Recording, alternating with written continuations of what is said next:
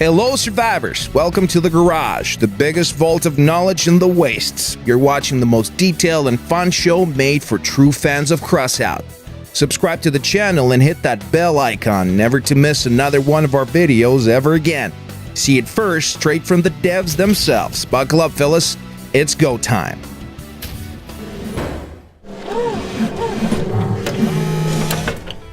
After all major cities turned into mass graves, most of the few surviving people feared to venture back into the ruins for a long time, preferring the familiar safety of smaller and more secluded places.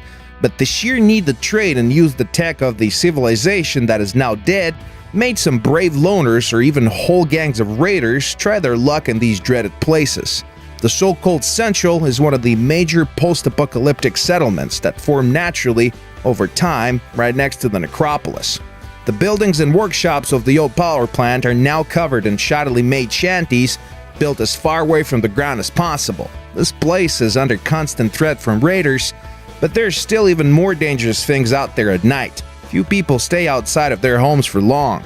The power plant is a captured type map. Despite the apocalypse, the plant is still functioning, well, mostly. I wonder if someone still has video games there and you can trade them for rat pelts? What? I got some to trade. This map is mostly linear, so no sneaking around back unnoticed here, no sir. There are some thermal power plant units in the middle that divide the map in several lanes. One such lane has some railroad tracks and a bunch of derelict train cars. These cars are scattered around, making for some nice and tough cover for you and your foes. Use displays for mobile combat only. Also, this is where most of the hot-headed drivers will be to score some early frags or simply wait it out in ambush or otherwise. The other major area has an empty garage that is located next to a back street and a short-dried canal. You can use it for some shooting and scooting or to lure your enemy into it. A foe pushed in there or tipped over on the bottom of the canal is an easy frag to make. The third lane is yet another canal located in between two huge plant smokestacks. Like the previous route, this one is narrow and long.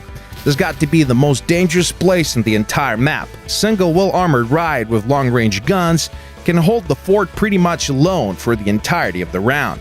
The crates in the middle can be used for cover, but regardless, this place is not for the faint of heart. If you go there, you better be ready to go fast.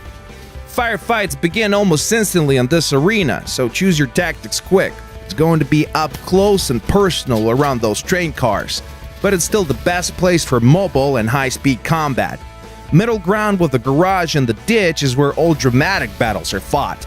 Should you wish to try your luck there, your ride must be able to survive at least 2 or 3 serious hits. Canals can be used for maneuvers or as a place for a sniper duel. The further you move up the lane, the higher the stakes. This map tolerates no compromise. Only extremely heavy or very light machines can be truly effective here. The former can hold the line in tight places, while the latter slip past to capture the flag. While long-range weapons can be especially effective, exploiting the lanes of the map. Let's talk about a couple of such rides, by the way. Well, since we touched the topic of long-range combat, how about we take a dive into the user-made solutions found in the Exhibition tab? Mandragora 48 Russ, aka Mandrake. Author, Zeus. Color, Snake.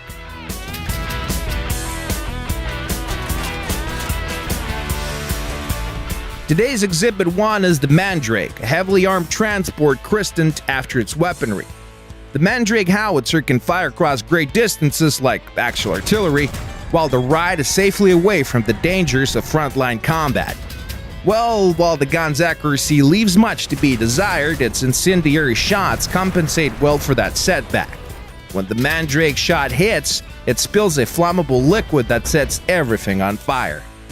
The ride also has a radar, not to fire blindly mind you, but the designer used the Carapace cabin that generates 11 points and added a generator for extra juice.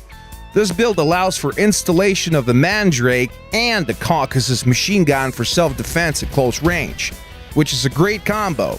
You see, the howitzer is awful at short range, not to mention it only having 6 shots of ammo, so this powerful machine gun has the right covered in this department.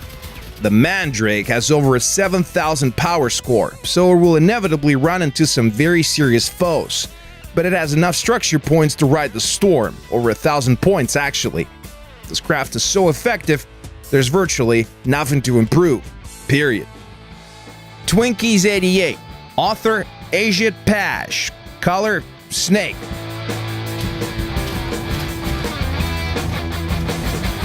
This ride has a funny name, but its stats are anything but.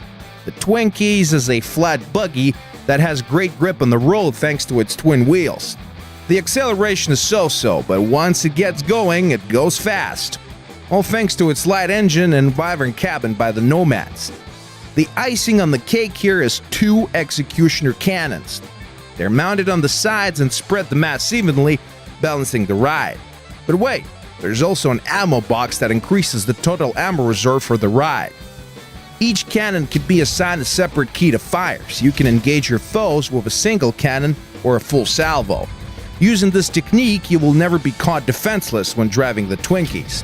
Executioners can also be used as a sniper weapon, especially versus larger and slow-moving targets.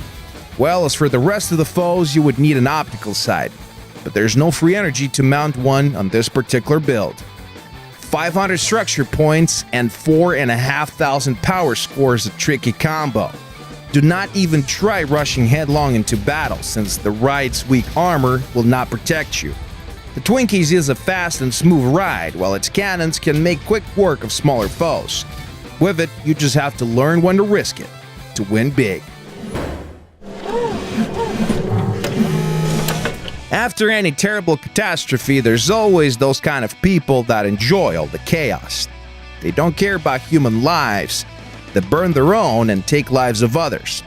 The faster and louder they do it, the better they feel. Enter the Lunatics, one of the major factions of Crossout. They like all things loud, things that go boom, and things that go fast. They craft their shrapnel-loaded shotguns from old grenade launchers.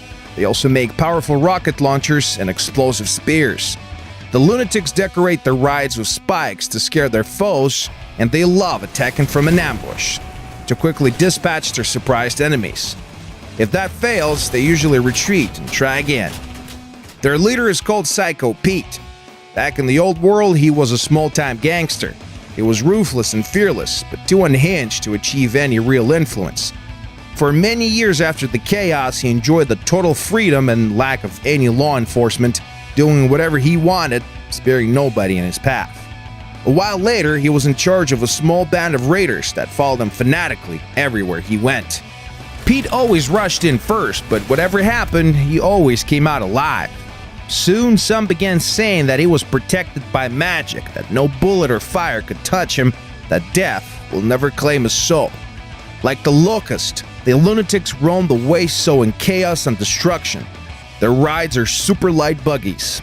Those rides cannot take a serious beating, but boy oh boy, they can dish it out plenty. The Lunatics prefer close-range combat to all other types of combat. They even got an initiation ritual in which you must blow up an enemy ride at an arm's length away and survive the ordeal. However, no lunatic has ever died from natural causes. They perish like flies, be it in a suicidal rush through the wastes or during one of their bloody tournaments. Whatever the reason, if there's battle to be had, they're taking the opportunity and the outcome. The Lunatics make some of the deadliest shotguns in the wastes, in addition to explosive spears and powerful augers. Their legendary combat combine is one of the deadliest tales of the wastes. But these crazies got their own backup plan. In the depths of their butchery, they make rocket launchers, and even better, upgraded version of the launcher is made at their frozen meat depot. Their most popular cabin is called Growl, and it's one of the lightest around, but generates only 9 points of energy. Such amount is enough for a deadly combine or a nice bundle of explosive spears. Not that a true lunatic needs anything else for that matter. You can join this faction at player level 10, work together in combat, attack as one, always have someone in support. Do not try tanking it out. These crafts made by lunatics are not designed for this kind of combat. The only winning tactic here is to hit hard as you can and retreat and regroup. This is risky business, but that is all about that risk for the lunatics. Okie dokie, let's see what questions you asked us this week. Cool Cube Gaming says, will single-player campaigns be in the future? We have several prototype models for single-player, and they might be added in the future. For now, though, we do not plan to make a fully fledged campaign. Tripticus5 says, do you have any plans on adding new factions into the game, with new weapons, modules, etc.? If that's the case, would you be interested in getting the community involved with designing said weapons and modules, or potentially entire factions with their themes? Actually, we plan to introduce a new faction soon. We are always open for suggestions from our players though. Many of the existing parts and weapons in the game are based on those suggestions. Wow, that's it, folks. I'll see you around in 1 week from now. Ever ready for more adventures in the world of Crossout. The best is yet to come. Don't forget to leave your questions in the comments and tell all your friends about this show. We're always glad to see new faces here. Bye-bye.